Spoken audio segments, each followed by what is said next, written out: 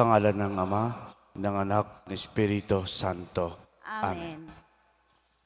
Ang pagpapala ng ating Panginoon Kristo, ang pag-ibig ng Diyos Ama, at ang pagkipagkaisa ng Espiritu Santo, naway sumainyong lahat. At sumaiyo rin. Mga kapatid, aminin natin ang ating mga kasalanan upang tayo maging marapat gumanap sa banal na pagdiriwang. Inaamin ko sa pangyarihang Diyos at sa inyo mga kapatid, na lubha akong nagkasala sa isip, sa salita at sa gawa, at sa aking pagkukulang. Kaya isinasamo ko sa mahal na Birheng Maria, sa lahat ng mga anghel at mga banal, at sa inyo mga kapatid, na ako'y ipanalangin sa Panginoong ating Diyos. Kaawaan tayo ng pangyarihang Diyos, patawarin tayo sa ating mga kasalanan. Patnubayan tayo sa buhay na walang hanggan. Amen. Panginoon, kaawaan mo kami. Panginoon, kaawaan mo kami. Kristo, kaawaan mo kami. Kristo, kaawaan mo kami. Panginoon, kaawaan mo kami. Panginoon, kaawaan mo kami. Manalangin tayo.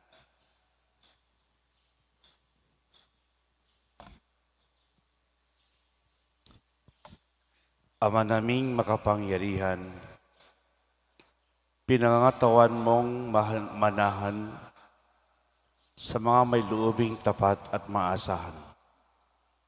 Sa kakadang loob mo kami naway makapamuhay bilang mga mapalad na maging iyong tahanan. Sa pamagitan ni Kristo kasama ng Espiritu Santo, magpasawalang hanggan. Amen.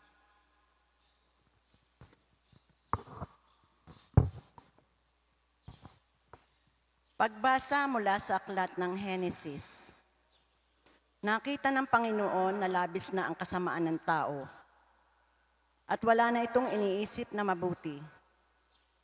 Kaya't ikinalungkot niya ang pag-alalang sa tao.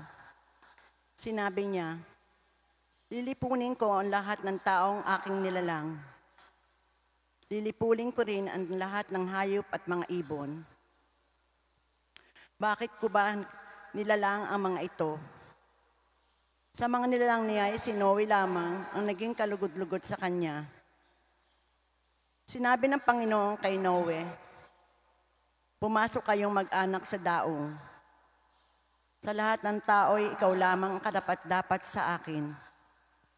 Magdala ka ng 7 pares sa bawat hayop na malinis, at 1 pares naman sa di malinis. 7 pares din sa bawat uri ng ibon ang iyong dadalhin.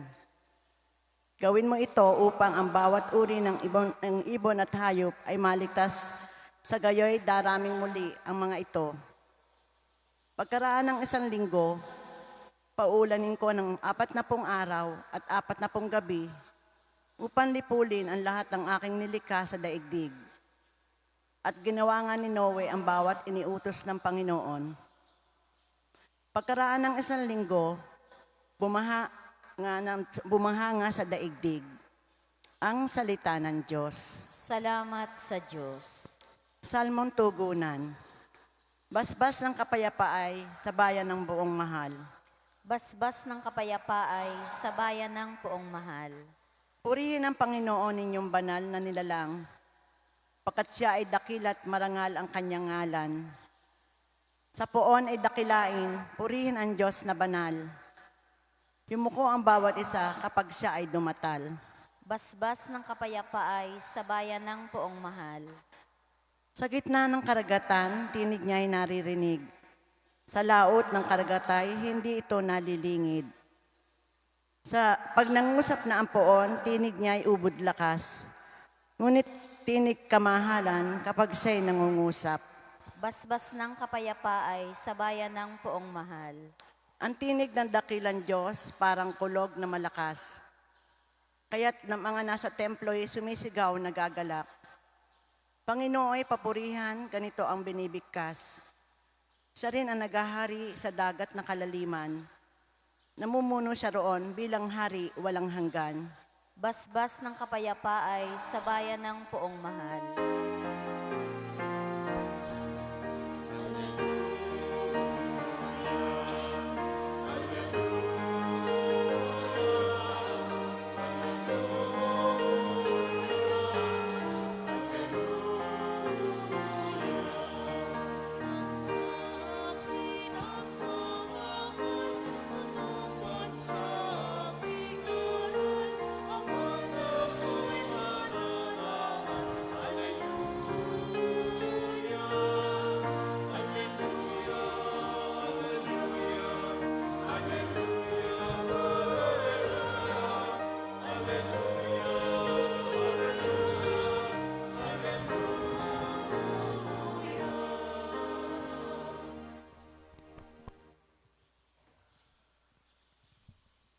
Sumainyo ang Panginoon. At sumaiyo rin. Ang mabuting balita ng Panginoon ayon kay San Marcos. Papuri sa iyo, Panginoon.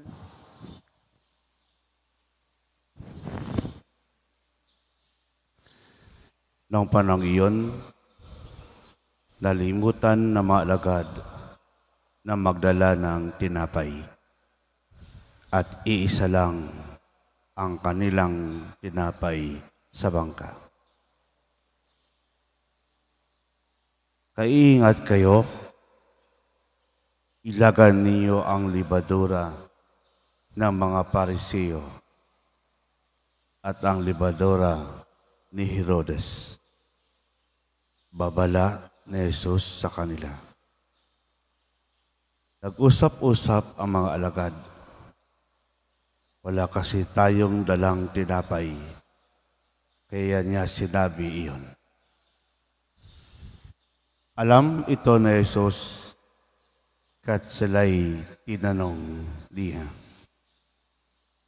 bakit ninyo pinag-uusapan na kayo'y walang dalang tinapay? Hindi pa ba kayo nababatid? Hindi ba ito abot ng iyong isip? Wala ba kayong mata? Wala ba kayong tinga? Nakalimutan na ninyo nang pagati-hatiin ko ang 5 tinapay para sa 5,000. Ilang bakol ang puno ninyo sa mga lumabis na tinapay? 12 po, tugon nila. At nang pagati-hatiin ko ang 7 tinapay para sa 4,000. Ilang bakol po malalaki ang napuno ninyo? Tanong niya. 7 po, tugon nila. At hindi pa rin ninyo nauunawaan. Wika niya. Ang mabuting balita ng Panginoon. Pinupuri ka namin, Panginoong Hesukristo. Magandang umaga po sa lahat. Happy Valentine's po.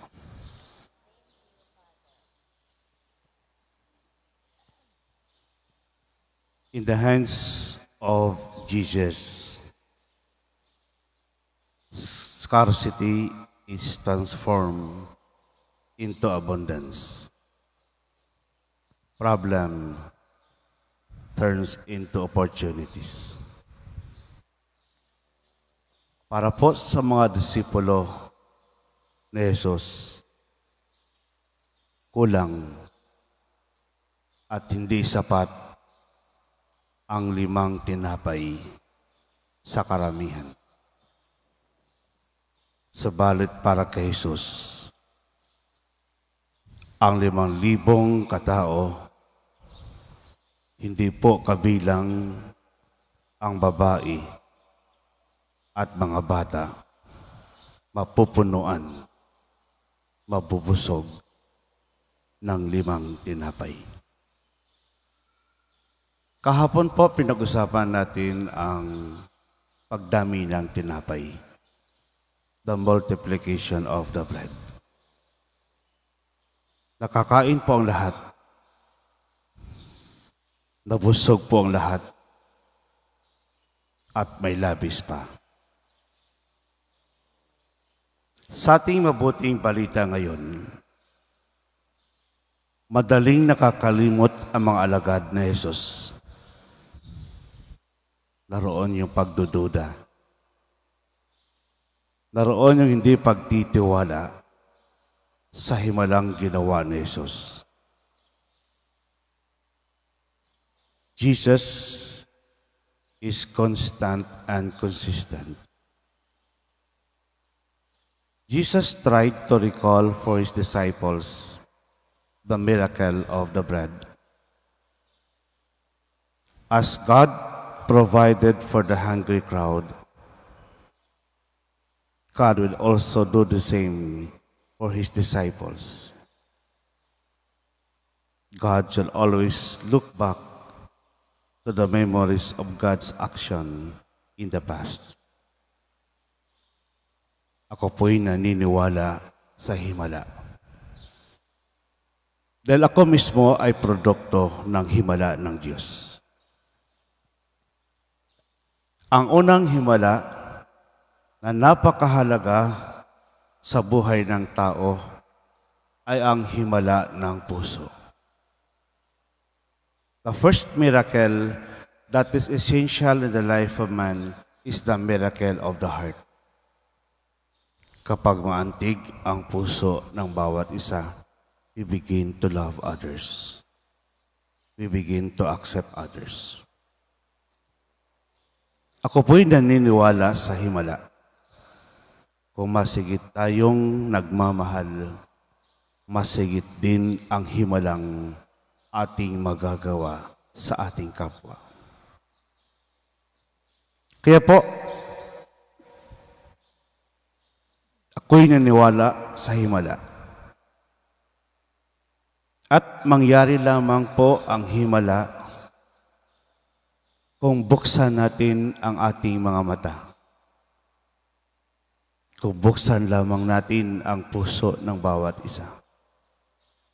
Kung buksan natin yung ating tenga para malaman natin ang plano at ang kalooban ng Diyos. Nakakalimot agad ang mga apostoles.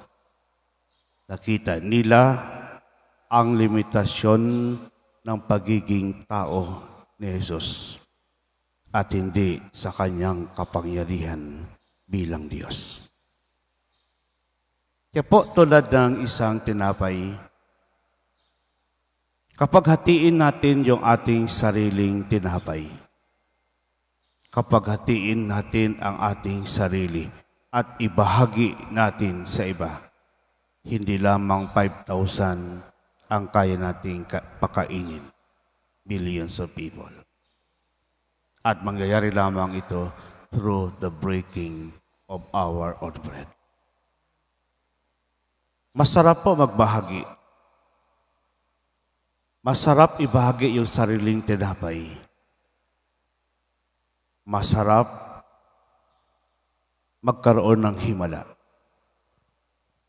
At mangyayari uli ito through the breaking of our own bread.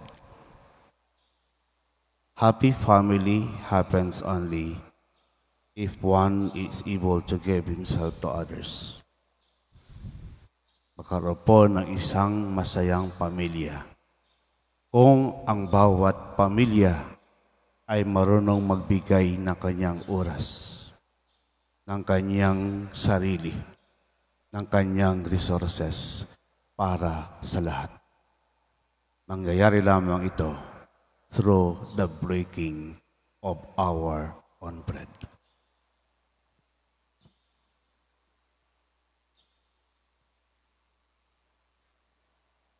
At titipon tayo bilang sambayanan ng Diyos. Dalhin natin ang ating pangailangan sa Ama. Panatag ang ating kalooban na tayo'y kanyang pagbibigyan. Panginoon, dinggin mo ang aming panalangin. Panginoon, dinggin mo ang aming panalangin.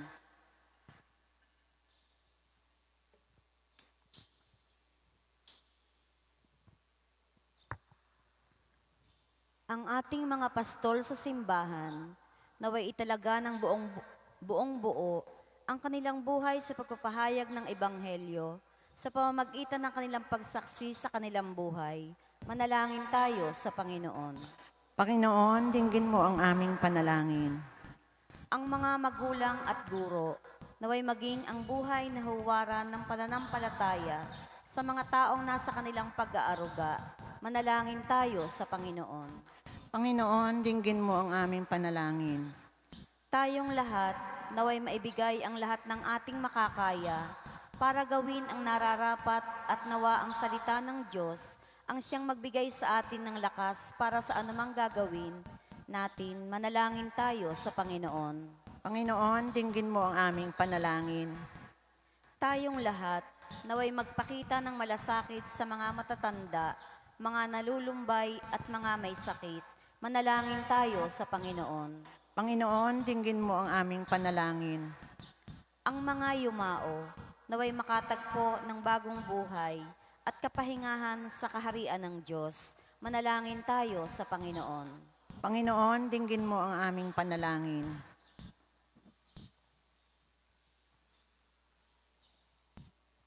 Makalangit na Ama, palalimin mo ang aming pananampalataya upang lumago kami sa iyong pag-ibig at laging maglingkod sa iyo na may pagbigay at malinis na puso. Hiniling namin ito sa pamagitan ni Kristong aming Panginoon. Amen.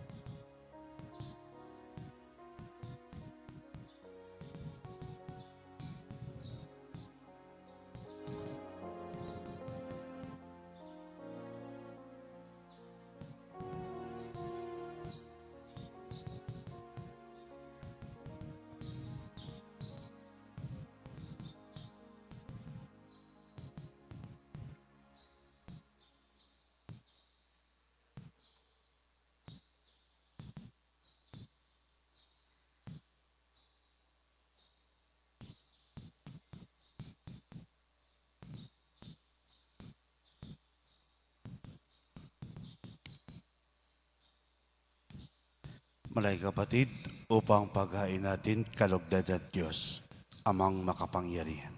Tanggapin nawa ng Panginoon itong paghahain sa iyong mga kamay, sa kapurihan niya at karangalan, sa ating kapakinabangan at sa buong sambayan niyang banal. Ama naming lamika kami naway, dalisayin at panibaguhin ng aming gaganaping paghahain. Kami naway itaguyod ng gawin naming ito sa pagnanais naming sundin ang loob mo. Sa pamagitan ni Kristo kasama ng Espiritu Santo, magpasawalang hanggan. Amen. Sumainyo ang Panginoon. At sumaiyo rin. Itaas sa Diyos ang iyong puso at diwa. Itinaas na namin sa Panginoon. Pasalamatan natin ang Panginoong ating Diyos. Marapat na siya ay pasalamatan. Ama namin makapangyarihan, tunay marapat na kay aming pasalamatan. Sa pamagitan ni Kristo na aming Panginoon. Siyang salitang katumot kapiling ng lahat ng umiral ay iyong likain. Siya'y sinugo mo para kami sa gipit palayain. Kaya siya'y kinalingan ng mahal na Berhen na naging kanyang inang totoo sa kapangyarihan ng Espiritu Santo. Inako niyang sundin ang loob mo at kamtin ang sambilang banal para sa iyo. Pinagtiisang ilot sa krus ang kanyang mga kamay upang magwakas sa kamatayan at mahayag ang pagkabuhay. Kaya kaisa na maanghel nagsisiawit ng papuri sa iyo. Nang walang humpay sa kalangitan, kami nagbubunyi sa iyong kadakilaan. Santo, Santo, Santong Panginoong Diyos ng mga hukbo, napupuno ang langit at lupa ng kadakilaan mo. O sana sa kaitaasan, pinagpala ang naparirito sa ngalan ng Panginoon. O sana sa kaitaasan. Ama naming banal, ikaw ang bukal ng tanang kabanalan. Kaya't sa pamagitan ng Espiritu, gayong banal ang kaloob na ito, upang para sa aming maging katawan at dugo ng aming Panginoong Hesukristo. Bago pinagtisang kusang loob na maging handog, hinawakan niyang tinapay. Pinasalamatan kaniya. Pinaghati-hati niyon inabot sa kanyang malagad at si David. Tanggapin lahat ito at kanin. Ito ang aking katawan na ihandog para sa inyo.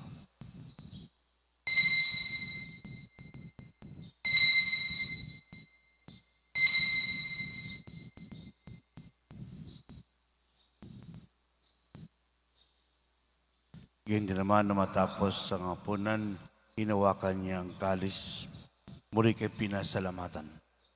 Inabot niya ang kalis sa kanyang maalagad at sinabi, tanggapin lahat ito at inumin.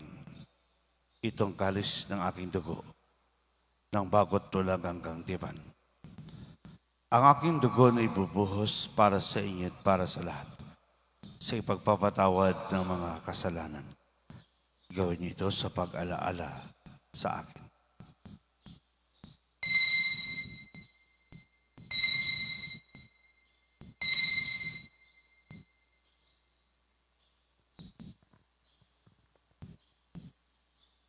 Ipagbunyi po natin ang misteryo ng pananampalataya. Si Kristo'y namatay, si Kristo'y nabuhay, si Kristo'y babalik sa wakas ng panahon.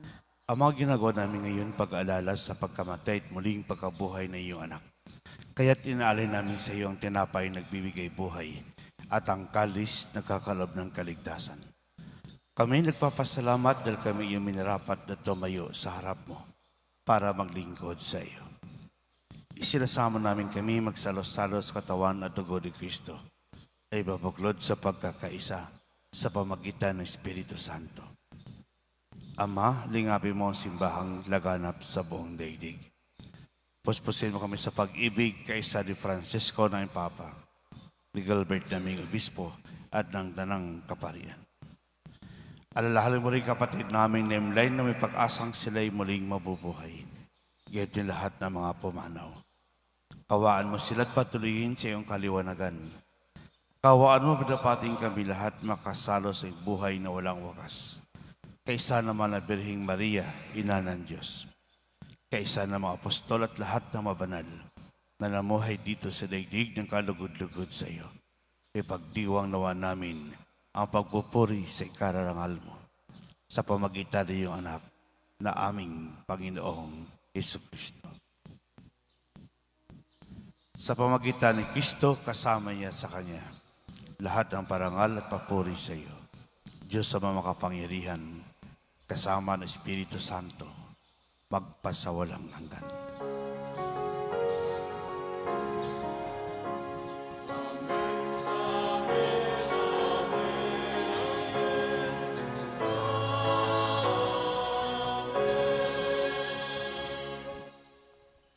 Sa tagubilin, nakagaling na utos at turo na Jesus na pahay natin na Diyos, ipahayag po natin ng lakas loob. Ama namin, sumasalangit ka, sambahin ang ngalan mo, mapasa amin ang kaharian mo, sundin ang loob mo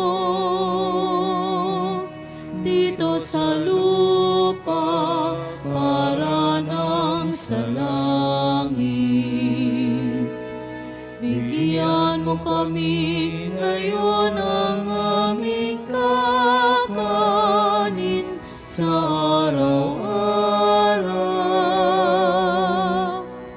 At patawarin mo kami sa aming mga sala para ng pagpapatawad namin sa nagkakasala sa amin. At huwag mo kaming ipahintulot sa tukso at iadya mo kami sa lahat ng masama. Inilamin kami adjust sa lahat ng masama, pagkalooban ng kapayapaan araw-araw. Iligtas sa kasalanan, ilayo sa lahat ng kapahamakan. Samantalang aming pinanabikan dakilang araw ng pagpapahayag ng tagapagligtas naming si Jesucristo. Sapagkat iyo ang kaharian at ang kapangyarihan at ang kapurihan magpakailanman. Amen. Panginoon Kristo, sinabi mo sa iyong apostol, kapayapaan ang iniwan ko sa inyo. Ang aking kapayapaan ay binibigay ko sa inyo. Tunghayin mo ang aming panampalataya at huwag ang aming pagkakasala. Pagkalooban mo kami ng kapayapaan at pagkakaisa, ayon sa iyong kalooban, kasama ng Espiritu Santo, magpasawalang hanggan. Amen. Ang kapayapaan ng Panginoon ay laging sumainyo. At sumaiyo rin. Pabigayin po tayo ng kapayapaan sa isa't isa. Peace be with you. Good morning po. Kordero ng Diyos na nag-aalis ng mga kasalanan ng sanlibutan, maawa ka sa amin. Kordero ng Diyos na nag-aalis ng mga kasalanan ng sanlibutan, maawa ka sa amin. Kordero ng Diyos na nag-aalis ng mga kasalanan ng sanlibutan, ipagkaloob mo sa amin ang kapayapaan.